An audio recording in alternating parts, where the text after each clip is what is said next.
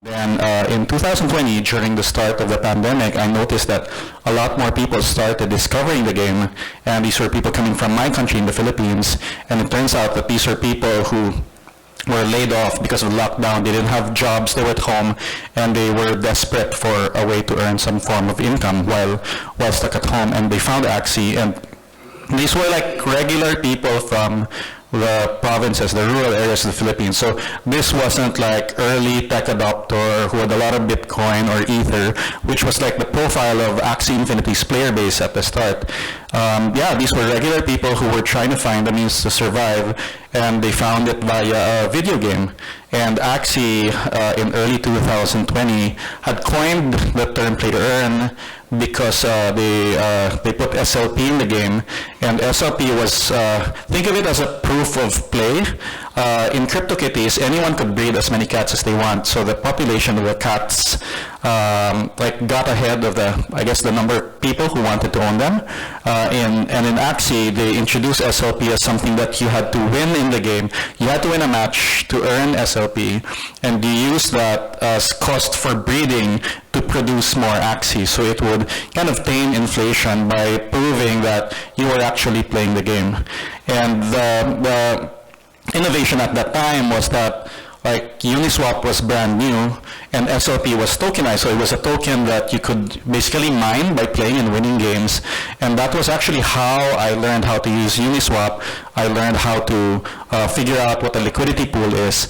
And it turns out that like mixing DeFi with the NFTs was a really revolutionary idea. So now I could not only play the game, get some tokens, but now I could sell those tokens to someone else using a DEX or an AMM, thereby basically selling your effort in the game for someone's money, for people who wanted to buy SLP because they wanted to breed more Axies. So this was the start of like mid-2020, really start of the growth of Axie Infinity. Before then, it was a very niche game, and it found a product market fit that basically just because of the times then. And a lot more people were coming in, and I was breeding a lot of Axies. I was selling them to people. I was buying SLP, but a lot of people coming in who were skilled and had something to contribute to the community but they actually couldn't afford to buy these axes.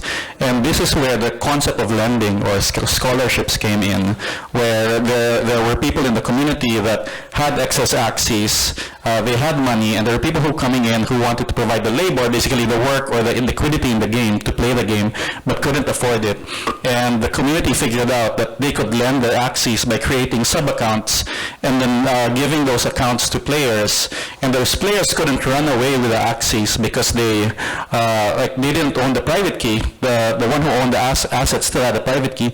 And yeah, that's how the scholarship system was born. And we started YGG as a way to kind of scale the asset lending system via capital. We raised a seed round to buy axes and breed them, and then later on other games via community. So we work with independent community managers who recruit their own members in sub-guilds, and then we provide them with assets. And then with technology, we basically created a system that automates the syncing, the revenue share of the SLP, the asset smart contract, and moving the assets around.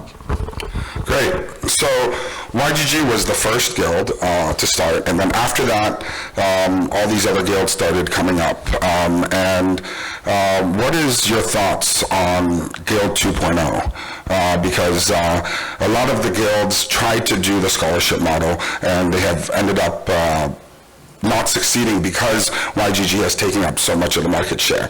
So a lot of these guilds have decided to actually change their business model, whereas YGG has been sticking to the scholarship model. So what, in your eyes, is the future of Guild 2.0?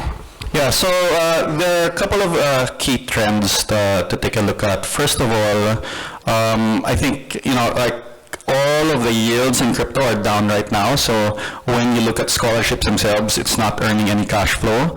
That's a problem for a lot of guilds who are relying on the yields from play to earn for their cash flow. Fortunately, we weren't. We have a different business model, which is, I would say, kind of thinking long term. We think of the yield, and we actually give away 90%, 70% to the player, 20% to the community manager, 10% goes to us, because we think of the yields as user acquisition for the players to come into our community. So we don't use the money for our own treasury. We use that to maintain the community that we have. And now that the yields are basically down, a lot of the people who are playing primarily for financial reasons have left, but we're actually left with still a very strong community of players who want to be exposed to Web3, who feel that they have different skills to contribute. And if you think about what it is with YGG, play to earn, X to earn actually, you have learn to earn, create to earn, move to earn, etc. The core principle there is that you're exchanging your time and skill for ownership. I'm not just earning a fee or getting a salary as if I was an employee. And these are definitely not employees. Our community members are part of the community, but they're exchanging their time and effort and skill building the network, and in exchange, they have part ownership of that network. Right. So you were saying that right now in the bear market, a lot of the games are not earning much. So we saw the GameFi movement really take center stage last summer, but a lot of these games that are around, like you said, they're just not earning any yield. So in your mind, in your view, what do you think the future of GameFi looks like? Yeah, really good question. So again, there's multiple components to this. It's something we can talk about all day, but I'll talk to you about one of the theses of mine that actually leads what we're thinking about. I think that there is a merging of play to earn and esports that will happen within the next 5 years. If you look at the esports industry, they've been around for more or less 20 years, but it's been tough for esports to consistently have profitability because they're doing events, they're doing sponsorships for games that they basically have no ownership in. So what they're doing is actually they're making more money for Fortnite or League of Legends or Valorant or whatever. If you look at Web3, we're also building up the same capabilities, content creation, esports teams, yeah, supporting the creators is a big theme that we're doing. The key difference is that you're doing this for games you have ownership of. Even the esports players, they may own their own assets. We give them YGG tokens. So there's a greater level of kind of shared ownership and economy in the games that you're helping to make more successful. So right now, there's no Web3 game that is at the level of a League or a Valorant, but I believe it's just a matter of time that we get there. And like the guild, one of the the winning guilds will be the ones that provide the most support, not only to the game itself, but the creator, the player community, the competitive community. These are going to be the top guilds, and it'll be a merging of esports and P2E. No, I totally agree with that. And later on in the panel, you guys will hear from, a lot of other people speaking about this topic. So we only have about, I think, 5 minutes left. So one thing that I do want to talk about is the sub-DAO model that YGG has started. And that's important for IVC also because we incubated 2 out of the, I think there's 6 now, 2 out of the 6 sub-DAOs, YGG SCA and YGG Japan. And YGG is actually the first guild to introduce that sub-DAO model, and it's been, people have criticized it, saying that it doesn't help out YGG at all. But I would like to hear from you why you feel like the sub-DAO model works for YGG, and also, what do you think about the criticism that we have gotten from it? Yeah, so if you think about what a guild is, right, you start with community, and then you go to the assets, and then you go to the network effect. When we did a successful token sale for YGG in July last year, we figured that it was just a matter of time before competitors would come up, and they did, and some of them have raised a lot of money. But any successful community is one that's hyper-local, meaning that like when it comes to language, culture, choosing what games the players are actually playing, having the content, the tutorials, the manuals, everything has to be hyper-local, and the only way to do it is with local teams that are not only empowered, but they have ownership over their actions. So in a way, think of YGG as kind of the governing protocol. Think of it as basically, in a way, it's like the federal government. And then there are, we have partners that are very local. So it's Brian, Irene, and their teams at YGGC, the Polygon guys that we're partnered with at IndieGG. We have Days in Brazil, OlaGG in Latin America, SkyGG in Korea, and so forth. They're the ones that know the specific strengths of each market and are able to tailor our guild offering so that the guilds want to be part of that community. And being part of the community is the most important thing. Scaling a decentralized community, or if you want to call it a DAO or whatever, is very different from scaling a company. Each one person of the community still has to feel that, like, I'm part of the community, I have ownership, and my actions matter. And I think the only way to really scale a community, if you want to be an impact of like hundreds of thousands or millions of people, is via sub-DAOs, because you're making these units as small as possible, where people still feel that their voice matters, they have leadership, and they also have incentive and ownership of their own actions. I totally agree. I'm biased because, of YGG SCA and YGG Japan, but, next up we have the latest developments in GameFi and guilds, and I would like to thank Gabby from coming all the way from Philippines to join us here today. Thank you. Thank you, Brian. I'm going to stay here and then This one. Yeah.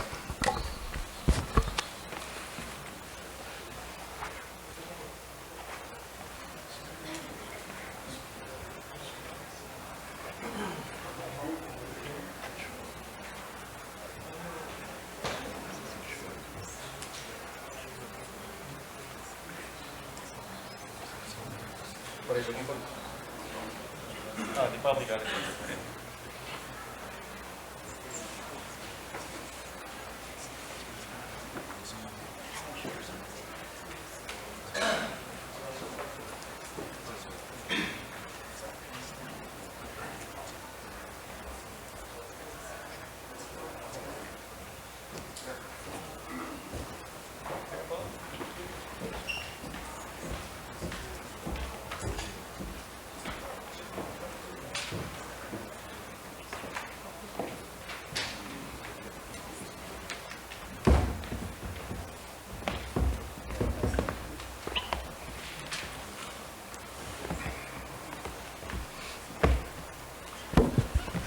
Hi, hi, how's everyone doing?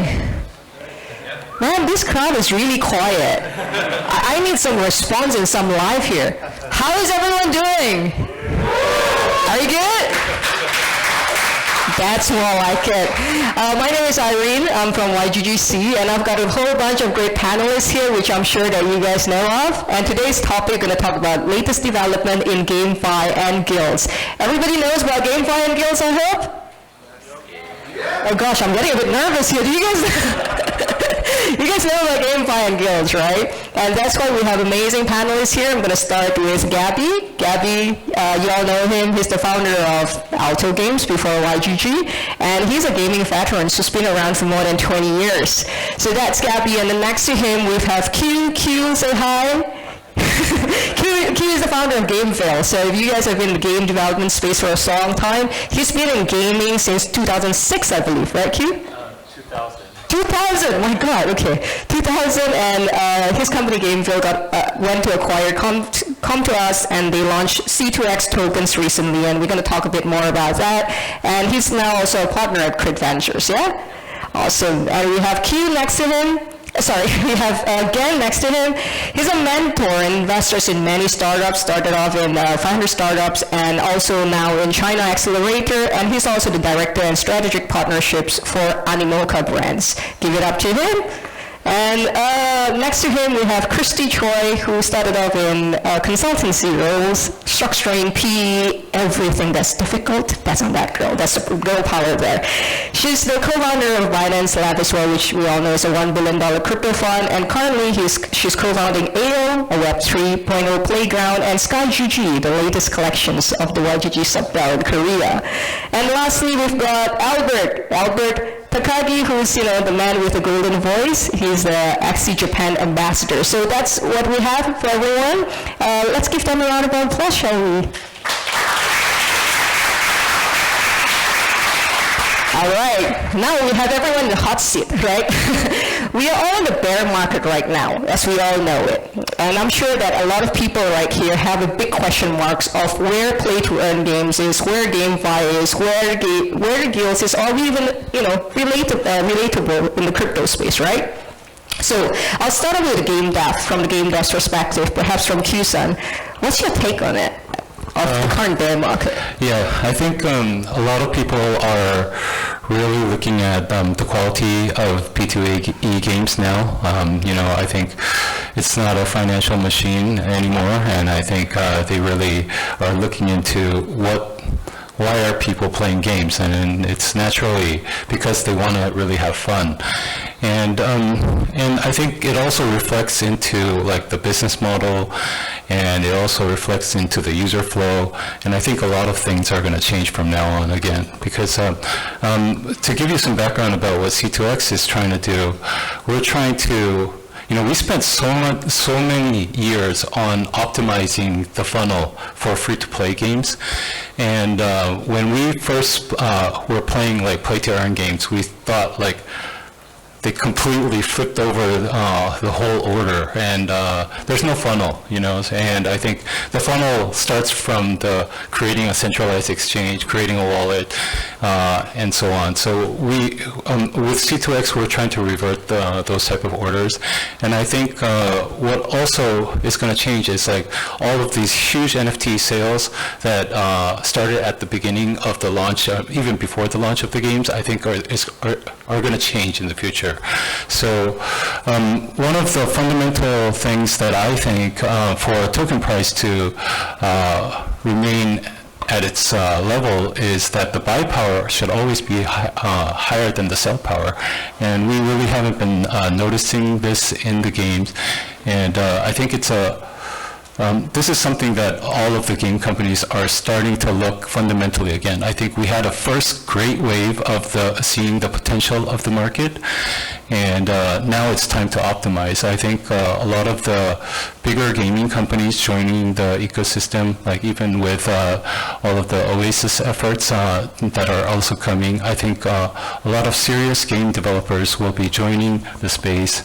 and they will just optimize, so I think a lot of people had a negative view of P2E games until recently, but I think this happens in any type of in new industry, and I think it's time to optimize and time to iterate and time to build. Awesome. And you as a gaming veteran, you believe in play-to-earn games? Oh yeah, absolutely. Awesome. So we were thinking, do you want to play a game that you own the assets or not? So it's a no-brainer, and that's the reason why we jumped into the space, because we felt threatened by this movement, and I absolutely think this is a game changer, complete game changer.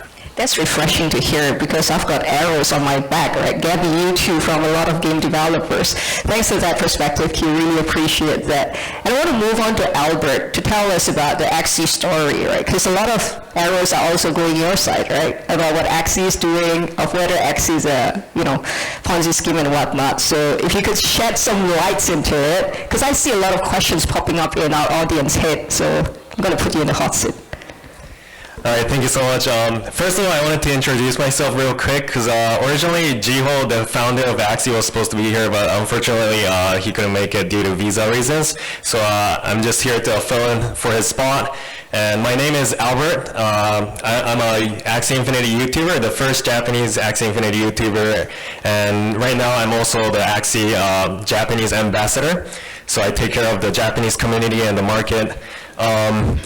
But like Jiho always says on Twitter, we always keep building no matter what the market is, and the bear market is like the perfect time to actually build. And I would like to actually share a couple of stuff that we have deployed recently. And sorry, I'm going to read off something that I wrote just because I want to properly convey Jiho's message.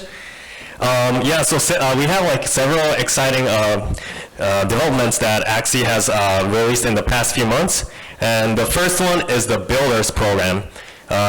This is actually really crazy, because we have opened the gates for our external partners to build games for us on the Ronin network.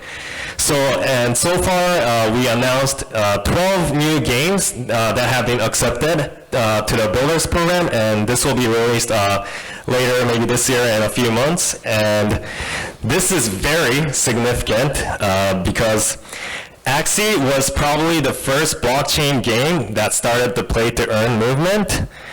But the real nature of blockchain game is play to own, and that's like the narrative that we are really trying to focus right now. And for the first time, what you purchase or win in the game are yours. So that's like the ownership part of play to own. And now with these new games out of the Builders Program, you can experience next level by taking your own Axie NFTs into another game and into another universe. So some of these might include like a battle game, but we also have like an Axie Mario Kart type racing game, and we also have like a tower defender type of game, and also like Axie puzzle style, and so like a total of 12 games, as I said. And Axie that you nurtured in the Axie Infinity V2, the current gameplay that we have, will be able to live another new life through these other games.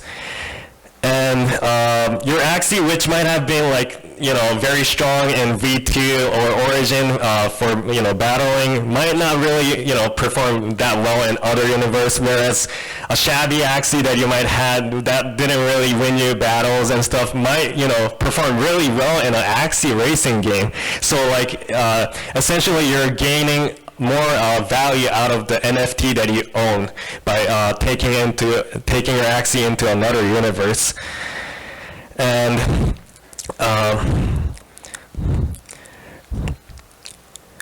so think of it as like you're trapped in one country, but now you're given a passport to travel to other countries. So that's like the idea. And the Builders Program has literally just opened up the world for us. And this, I feel like, is the significant part about Web3. And Sky Mavis and Axie Infinity are leading the industry right now. And Another thing we have launched recently is called the Lunasian Code, which is at Axie Infinity, we value our community and the community members more than anything.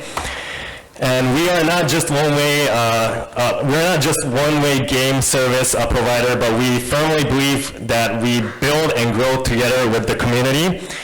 And with the introduction of the Lunasian Code, now we have the opportunity to reward those community members for their contribution.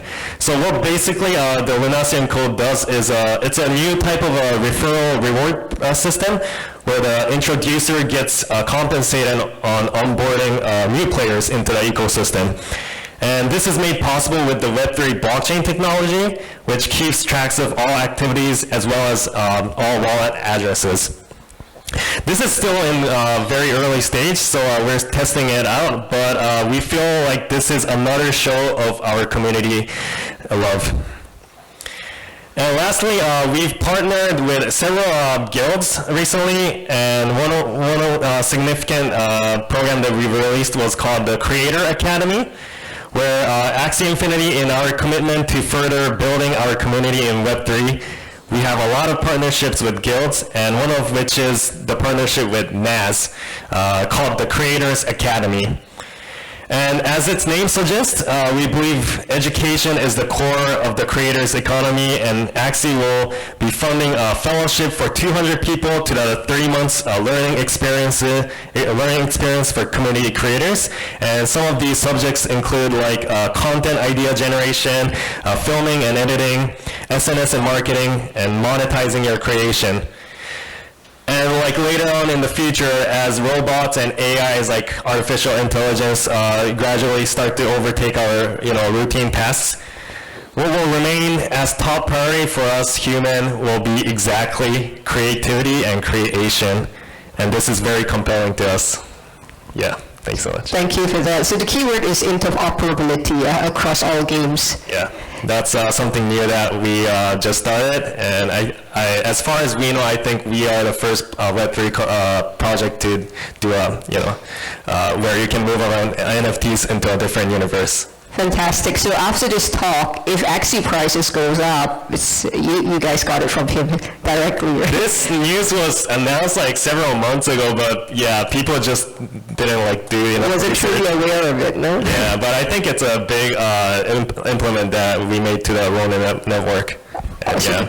So, Jen, you've been looking into a lot of game projects, a lot of projects as well, right? So just alluding to what Albert was saying, do you think that should be the direction of what projects should go through, or have you started seeing that movement towards that direction?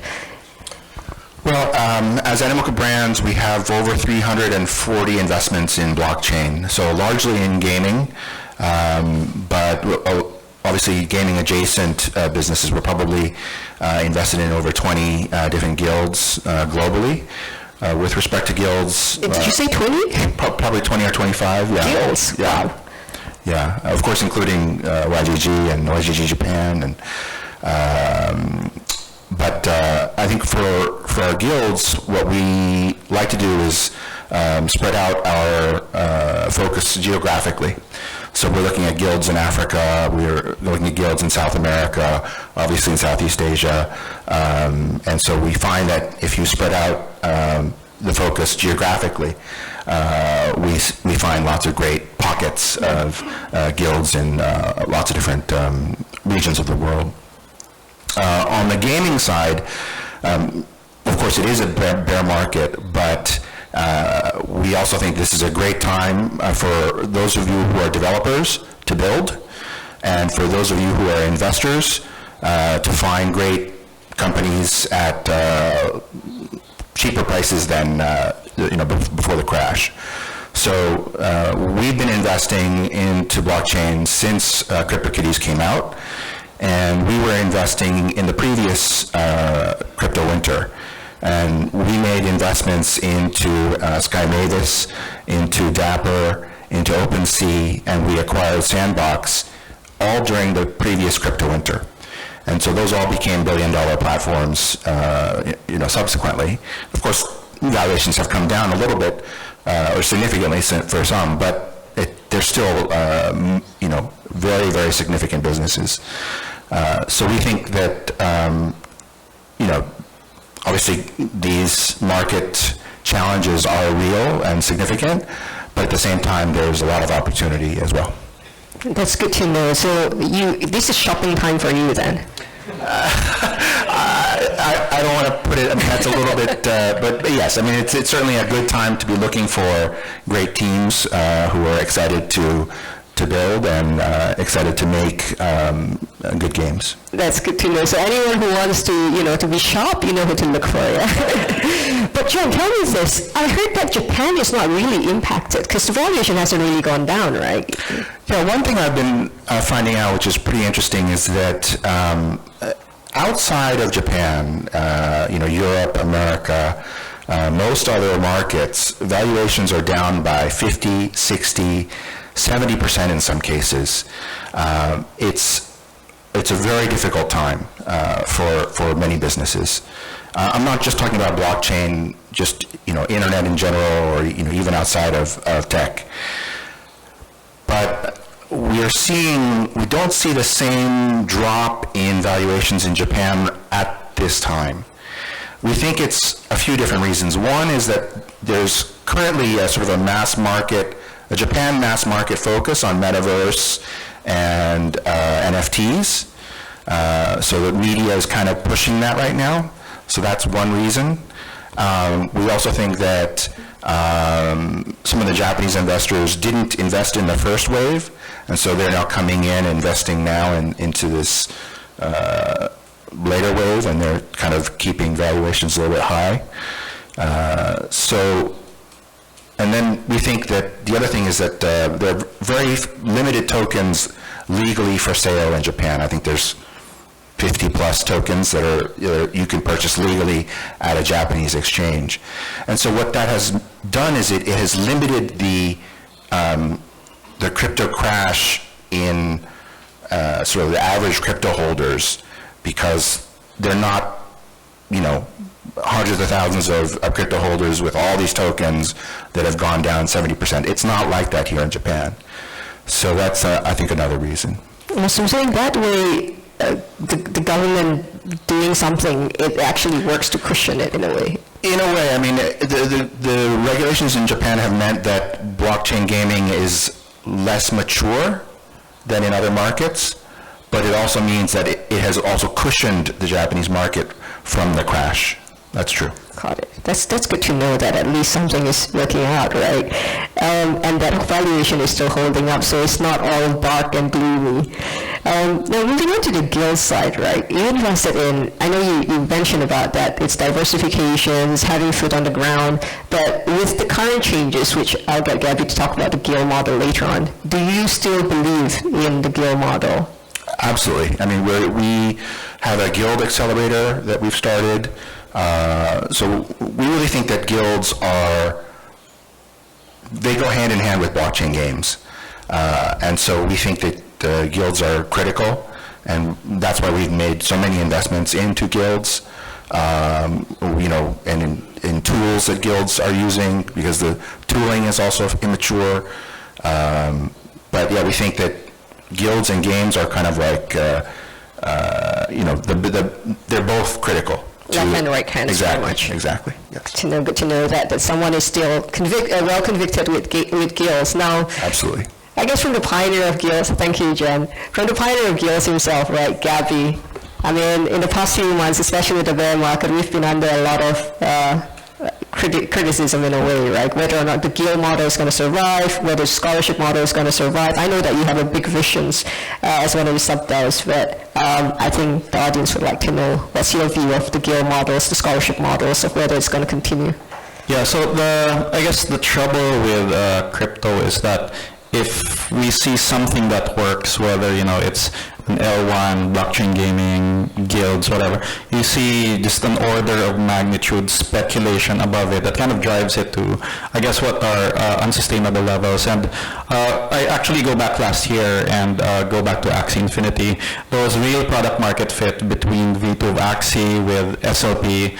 But I feel that like with SLP being tokenized and available in exchanges, a lot of people basically speculated on the economy that was an order of magnitude greater than the game economy itself. So there was definite product market fit, but it kind of went along with the there was a lot of money coming into blockchain last year, and I think that it kind of put the economy, the speculation economy, a lot higher than what the actual game economy was. And that's fine when things are going up, but when things are going down, it really hurts the community, the player base, because people are used to, for example, like maybe making so much money at some level in the game, but a lot of the money is driven by speculation. So I do think that guilds are here to stay. Like at the core of crypto and gaming is really community, and guilds have existed in games for a very long time. Think about the earliest MMOs, think about RuneScape, World of Warcraft.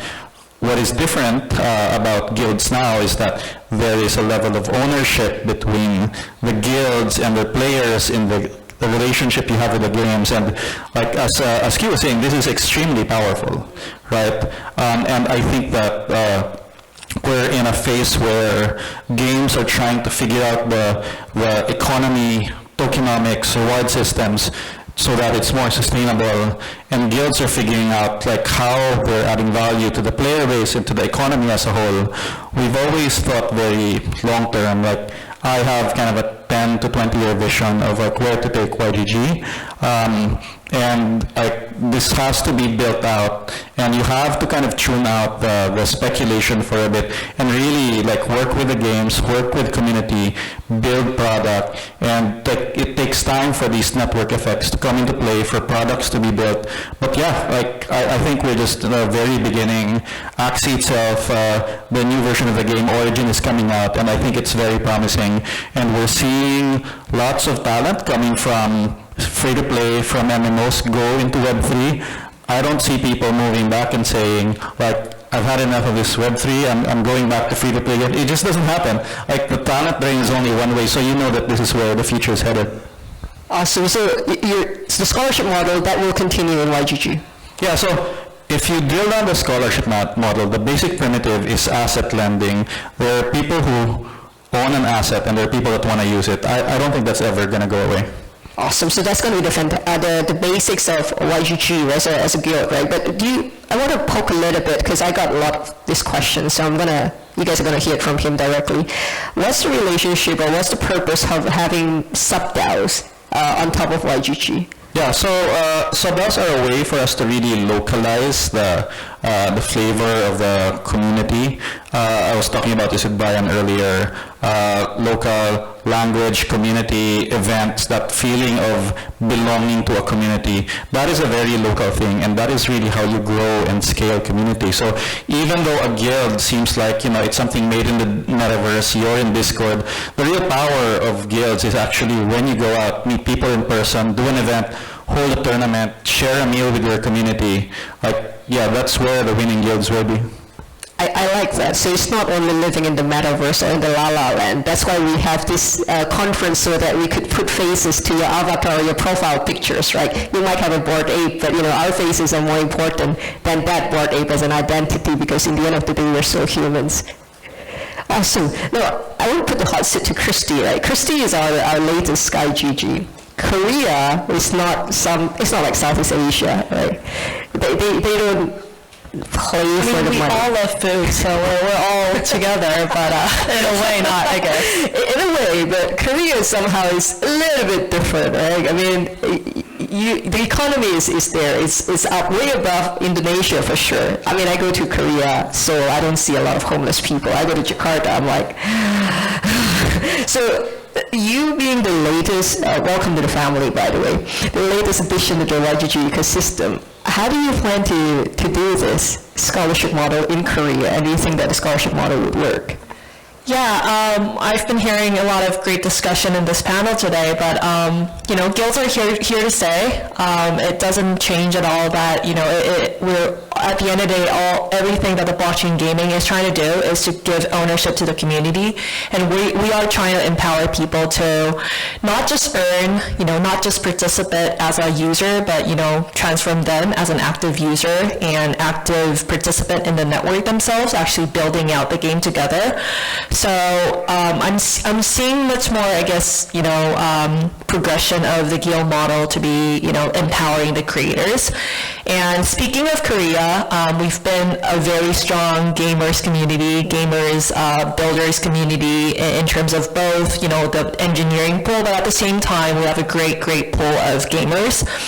Korea has an amazing number of esports players who are, world-class players who've been winning and prospering across the board with millions of followers globally. So we see the guild model to pick up, obviously based on the scholarship model itself as well, which YGG and other sub-DAOs have been doing. At the same time, I guess the little spice that we want to give for SkyGG is going to be focusing on esports. We're onboarding esports players to be the scholars and the community manager themselves, so that even during the bear market, because we're just getting started, it is a little trickier for us to just build up the guild from nowhere.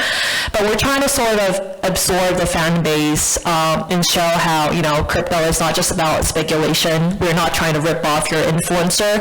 It's just really onboarding these players to be the agent of the blockchain gaming, and also helping out the future of blockchain gaming who want to build a sustainable economy within the blockchain gaming with the help of the esports players, because at the end of the day, the gamers themselves are the best experts of building the game, understanding the game economy, and they are the great ambassadors who represent the games themselves. So for SkyGG, I guess where our focus and our funnel is going to be starting from how do we absorb, how do we show the respect to the existing gaming community, and how do we bridge that into Web3 gaming. So based on the scholarship model, the guild model that we've been seeing abroad, that'll be the little spice that we will have for SkyGG's perspective, and I believe that will be sort of a trend across the board as well. That doesn't sound like a little spice. That sounds like a lot of spice there. So are you saying that you'll be bringing in the athletes from Korea into the YGG ecosystem? Yeah, for sure. I don't necessarily want to limit that to Korean players, but I guess given how we're stemming from Korea, and Korea traditionally has had a great talent base in terms of gaming. Through them, we definitely see this model to be scalable, and it doesn't have to be even just professional players. We have multiple level of players, and I guess coming back to the education problems, we will be helping out and working with other sub-DAOs and the YGG Guild itself to be educating how amateur players become a professional players, and basically nurture the economy so that the aspiring players can even become professional esports players. Having millions of followers will probably be a big thing, and we want to see how esports can be plugged into Web3 gaming, and that's gonna bring in millions of audiences who see people playing blockchain gaming, and I think that's very exciting in general. That's fantastic to know. Now I know who to send my amazing players from Southeast Asia to train you as setting up somehow a school there. Because in Southeast Asia, we do have people who are even homeless, right? Who didn't have anything, especially during the COVID times. And Axie Infinity really helped out in the Philippines and the entire Southeast Asia to put livelihood back. Because I think suicide rates was record high in Thailand, for example. And because people are jobless at that time, they couldn't find any job at all. And so in Indonesia, real case, one of our scholars couldn't even leave the house because of the government regulations, but this was exactly what he said. I shared this with Gabby, is that I had to leave the house because the probability of me getting COVID and dying from it is less than 100%, but me staying home and dying of starvation is a definite thing if I don't go out. So that's the reality on the ground, and that's why I applaud YGG for setting up the ecosystem and putting together amazing people, because I think through this panel you can see that collaborations is key to creating a better world. I think a lot of people are here. We've got investors, game developers who, you have no idea how much of a relief for me to hear that there is a game developer that has started to develop games to enter into Web3 and believe in the Web3 space, because we need a lot more game developers in this space to shape it. They've been around for centuries, right?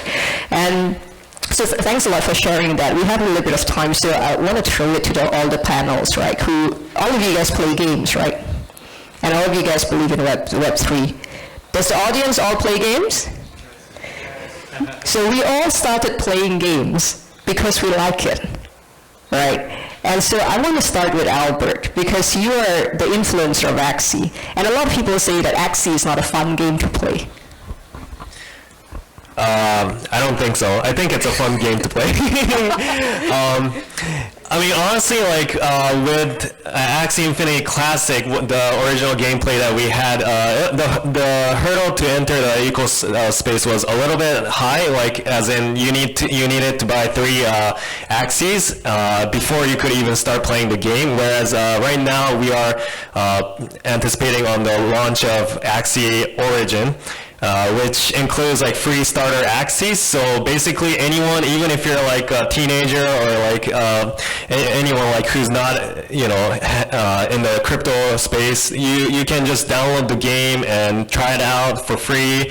And the more as you progress in the adventure mode, you can collect more starter Axies, which are actually really strong. Like even right now, we just started the first Axie Origin Alpha season, which is not like an official season, but it's like a test phase where we are giving out AXS prize pool, and you know, people are competing, and the starter Axies are, you know, one of the Axies that are in the top leaderboard, and people are enjoying, and we've passed 700,000 downloads so far, and this is without any token earnings. I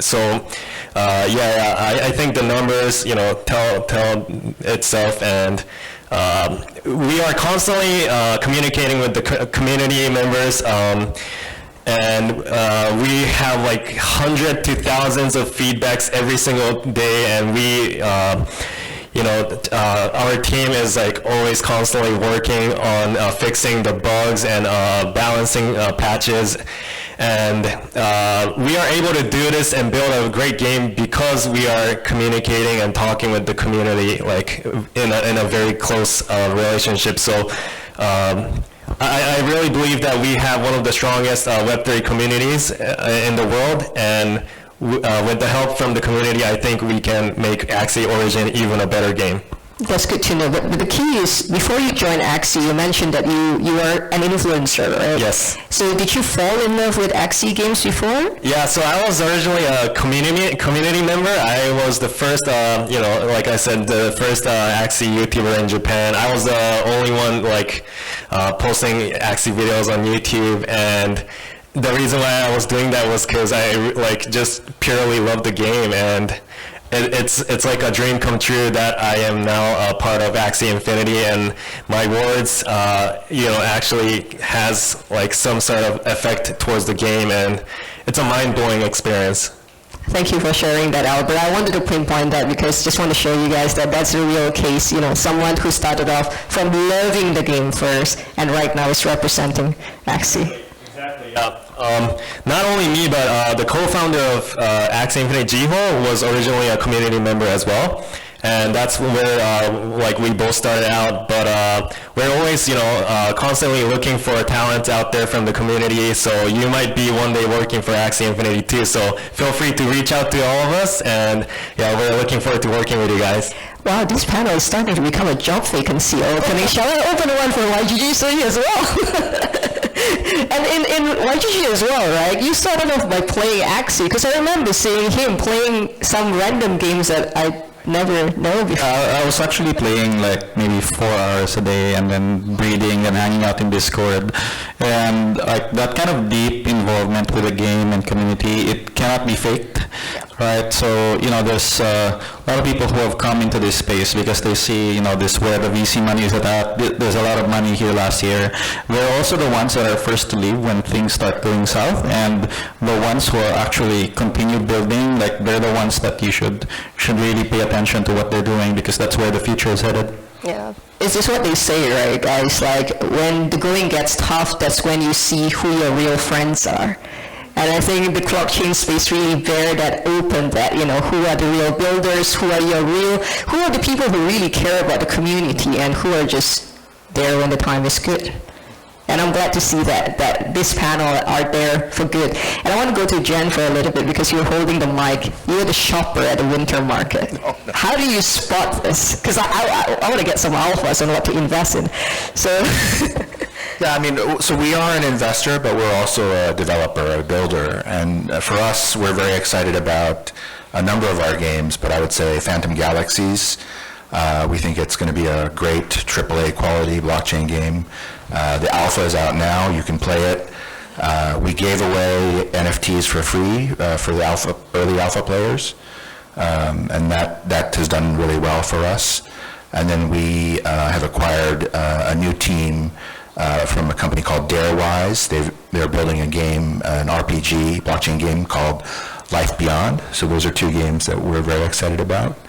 Yeah, and then in terms of on the investment side, we've been investing continuously since 2018, just looking for teams who really believe in obviously decentralization and blockchain, but also have the ambition to build really high quality games, because the bar has certainly risen since a few years ago. I see. So you don't want just another XC clone, right? Because there are a lot of people who count it XC clones. Yeah. Is there any good ones other than the two that you mentioned earlier? I mean, there are a lot of great teams out there for sure. So we can't, we can't invest in them all, but we're doing our best to find the best ones. Awesome, that's good to know. I try, guys, to dig out some alpha so we can, get out and invest immediately after this, but that's not coming up. Really? You don't want to drop anything, John? You don't want to drop anything to the audience so they go out and they could start buying the tokens? What is undervalued now? I think Gabby, you want to say something about something that's undervalued. Do you? No?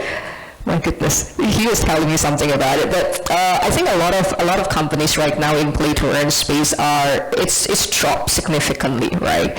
But I also heard from Brian, since he's not here, so I also heard from Brian that the first thing that's going to pick up when there's an indicator of the bull market coming back, it'll be when you see the play to earn, the gaming space starts come up. What do you guys think about that? Is that accurate? Yeah, so There's a renewed, focus now on gameplay and designing sustainable economies, and I think we're going to see an evolution of how tokenomics and rewards and fun core loops, metagame are being developed, and that's really what I'm excited about. If we are living in a virtual world and producing things of value, what does that game look like? And we've invested in a bunch, and I'm just excited to see these games launch and see how players react to them. That's good to know. That's about value creations, right? Which was what Q was mentioning earlier about the balancing, and that also increased value creations in gaming. Have you guys start seeing that value creation for gaming? So we've also invested into a lot of companies. We're investors in like Animalca, Sandbox, Mythical Games, etc. But we invested into around 20 projects. But I think what excites me the most is the transition from the mobile developers or the traditional game developers moving into the space. These developers, it doesn't happen overnight. Like even developing a game, it takes about for our games, a lot of them take about 4 to 5 years. And imagine a serious game developer entering the space. The amount of research that they have to put in takes a lot of time. And we only notice the change from Axie Infinity. I think our company,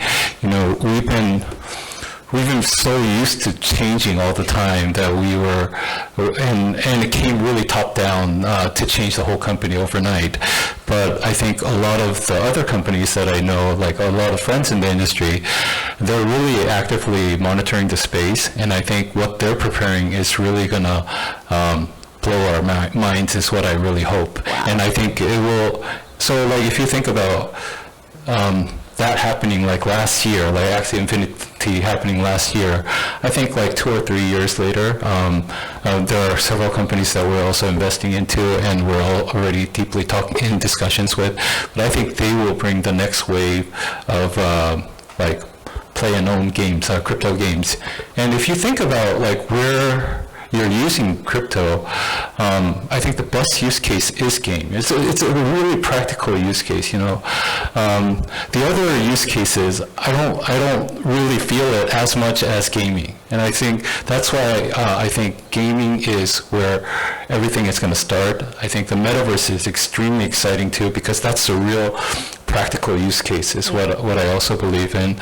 So yeah, I'm really excited for like I think like there's a really soft spot in our in my minds for like Japanese games, because these are the games that we've been playing when we were growing up, and I think when the Japanese developers really get into the crypto space, I think that will bring a lot of changes to the whole crypto industry in my. That's good to know, then. That's good to know. Thank you a lot for sharing that, Q. So we got the balancing economies, we've got balancing the new things that's coming into the gaming space, but I think what's most important is I want to end it with Christy, because I had a conversation with her yesterday, and she said something that the game has to be fun. Yeah, at the end of the day, I think that the term play to earn sort of has limited the funness that we've been, looking for in crypto gaming in general. And again, it's all about having fun, and I guess there has to be a difference in like the funness that blockchain gaming, provides, and that has to do with like ownership at the same time. But at the same time, like how do we really make the game fun itself is going to be sort of the core, and I think there has been a lot of, development. I mean, AO, we're building a game ourselves as well, and that has to do with the core game loop being, having a lot of metagame. And yeah, I think that's definitely coming, and if with the DeFi fallout and everything, it's definitely going to be those kind of fun games that'll drive the next bull run, if ever that happens. Thank you, Christy. Looking forward to work with you as fellow subdials. So thanks a lot, panelists, and thanks a lot for the audience for being here. We covered quite a lot in this 40-minute session, so I tried my best to dig down as deep as possible and get you guys alphas. But you can see that these 5 panelists that we have, they work together closely in the GameFi and the guild space, because these two have to work hand in hand. And it's not true that Axie is not fun. We have a fan who now his life is turned around by working for the best company in the world for him, right? It's like us being a kid being a Superman, or meeting a Superman, right? So dreams do come true, and it's exciting time right now on the bear market. This is the times where we find best friends, because at bear market is a time where we find builders. It's a time where we shop, right, for good deals and build together. And it's not just identifying people with money, but people who could be with you to build together in the bear market. So when the bull market is here, we could really party and spend this money. Let's change life together. I guess that's the message. So thank you so much, everyone. Let's give it up for our panelists. Thank you so much for sharing your thoughts.